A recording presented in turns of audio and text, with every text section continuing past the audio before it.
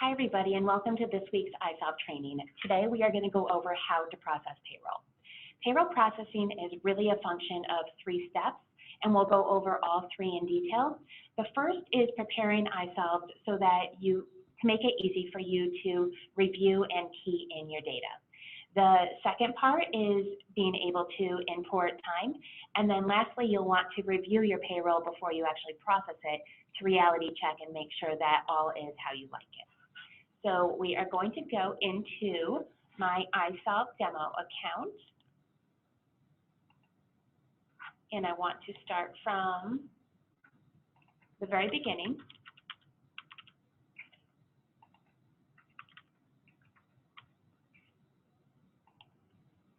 Okay, so to prepare iSolve for keying in and reviewing payroll, you can create custom templates.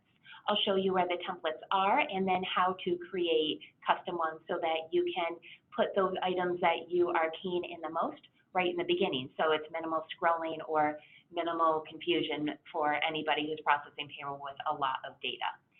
So to view templates, you go to Payroll Processing, Payroll Entry, and the Time Entry Grid. This grid is automatically created and it's based on the earnings, deductions, and taxes set up for the employee group. To customize templates, you go to Payroll Processing, Payroll Entry Setup, and Time Entry Templates. Then you can click Add New right here at the bottom here.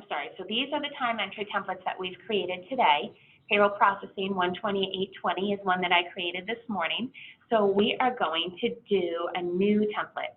We're going to do today 128.20. You can choose how you sort. It can be by employee name and then maybe their department, whatever you want it to be. If you can also choose the employees per page, so you can have all employees on one page if you want, or you can do just whatever is your preference. If you choose Override Workers' Comp, if you choose this button here, a column will pop up that will allow you to modify the Workers' Comp code of the individuals. So once you've chosen this part, you'll go to Earnings and Memo Calcs, and this is where you can choose the order of the earnings and how they appear in the columns. So let's say we're going to do hourly regular first, holiday second, paid time off third. Actually, you know what? We want hourly to be first, we want salary to be second, and we do not need hours for salary. We can say show dollars, or we don't need to say show dollars because salary is already right in iSolve. So we've got hourly, salary, holiday, and paid time off. And those are the earnings that we want to show in this time entry template. We're gonna call it hours, salary, holiday, and holiday PTO. So we know exactly what we have created today and describing those earnings that we're going to see. If you key in any deductions, you can put them in this tab here. This is something, if it is already loaded in as a scheduled deduction, you don't have to key it into your time entry template, but if it's something that you key in, you will want to put it in.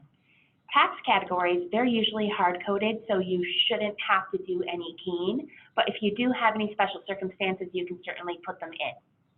So once you've got all of these personalizations set up, you click the Save button. And then our new template shows up in the template grid. We've got hours, salary, holiday, PTO, and today's date.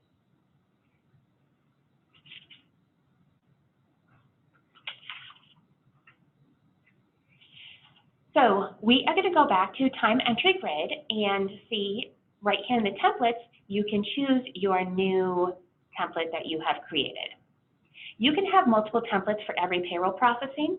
You can also go to the Additional Check Entry Grid, and if you have employees, maybe they are due an additional check this week, you can choose the additional check from the drop-down, click Apply, and it will show all those employees who are eligible for an additional check.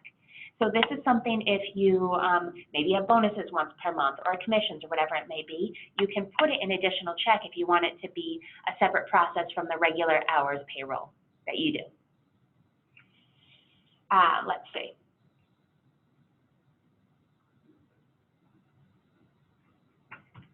I want to go back to the time entry templates just for a minute because I want to show you one thing that is helpful for when you are creating the personalized templates. So we're in here now and we're going to click the earnings and memos calcs. For things like commission and bonus, if we choose them, first we have to click edit if we want a commission or bonus to be added. Say we want bonuses to be added.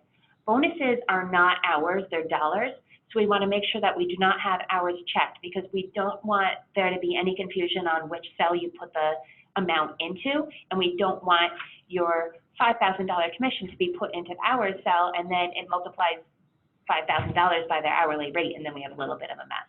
So this is just something that when you're creating templates, you want to prepare ahead of time and make sure you have either show dollars or show hours, whichever is the most relevant. All right, so we've got a bonus now for when we start to process payroll in a couple of minutes. We've got the templates all set, so the next step is the time entry. So to set up time entry, you're going to go to payroll processing, payroll entry setup, and then time entry options. And you choose the template that you have created, and maybe you don't want anyone to be paid over $5,000 or have over 85 hours in a pay period. You can put those in. Maximum rate warning, you can put that in too. If somebody's getting $5,555, that's something that you want to flag for yourself. If you choose down here at the bottom, import options, if you choose apply default labor rates on the time card, this means that the department that the employee is in has a set rate and the hours that they submit are multiplied by that rate for the employee's wage. So that's something that you'll check if it's applicable for how you process payroll. So once you have the time entry option set, you can click Save.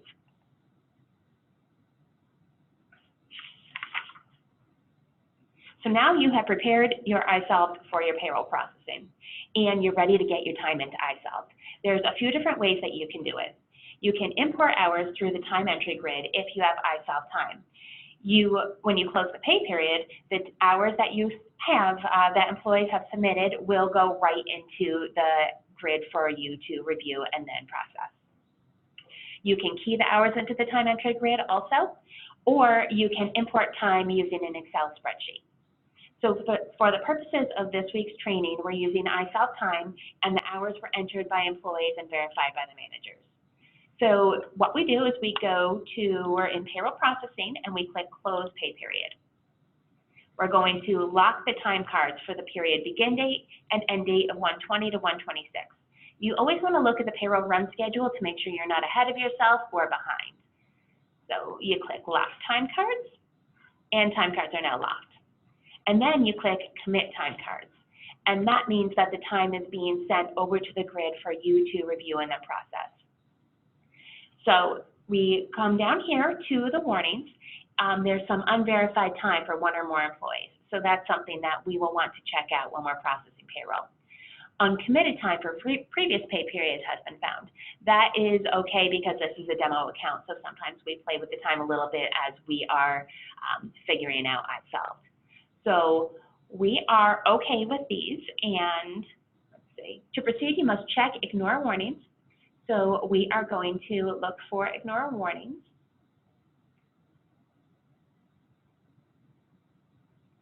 Just a minute, please.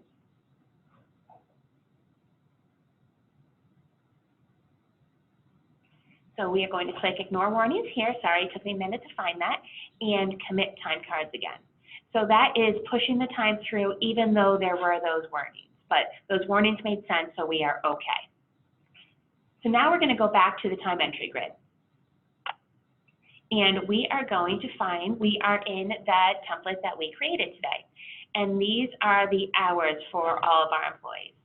And I know, for example, I am the payroll processor for this demo account. And I know that Paul ended up working late on Friday of last week. So we are going to put in his overtime, and it looks like we do not have an overtime column. So what we are going to do is we are going to go all, because all of the earnings codes, we have to click apply, sorry about that. So we click the all template, and then we're going to apply. So we need to find Paul again, and he's right here. And we know that he worked 5 hours overtime, not just 1. So we are going to change that to a 5. So this is the time entry grid. This is where you can change things or just review, or it looks like Jasmine did not enter any time at all, but you happen to know that she was out on paid time off and she just did not submit it ahead of time, and you didn't approve it because there was just a weird thing happening. So we need to look for the paid time off hours, and we put in 40. So this is the time.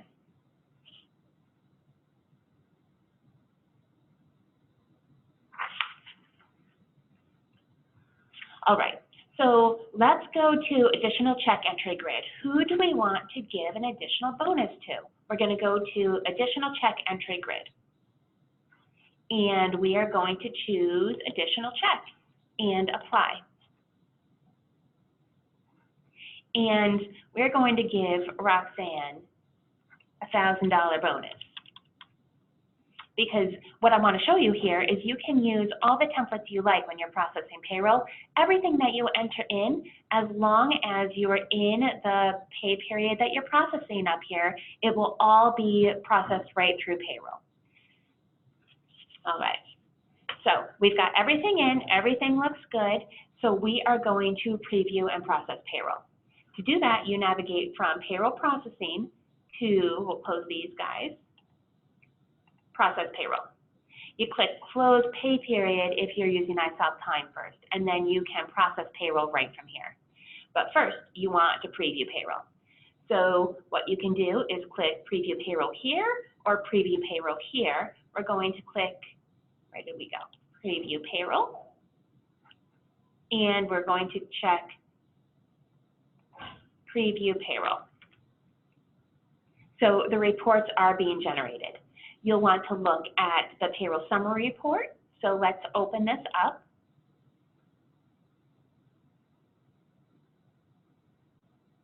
And this will show you the total tax liability, the amount of direct deposit, and the third-party payments. So this is something that you'll want to check. The impound date, this is when the money will be drawn from your account, and this is the amount. And then this is the ACH debit. And then these are amounts that will be drawn off your account if there are any live checks. These will be drawn off as the employees cash them. And then the third-party checks as the third parties cash them. So you want to look at the payroll summary for the payroll funding, the payroll totals. This is a great reference to total number of checks, any additional checks, and then the total adjusted over here.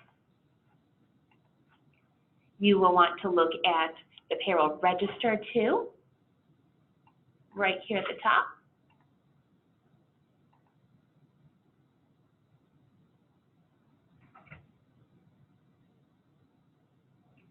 And this has the gross pay less deductions and taxes for each employee.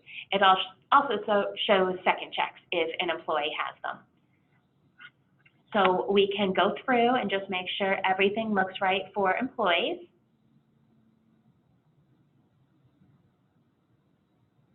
See, here's an additional check for Roxanne.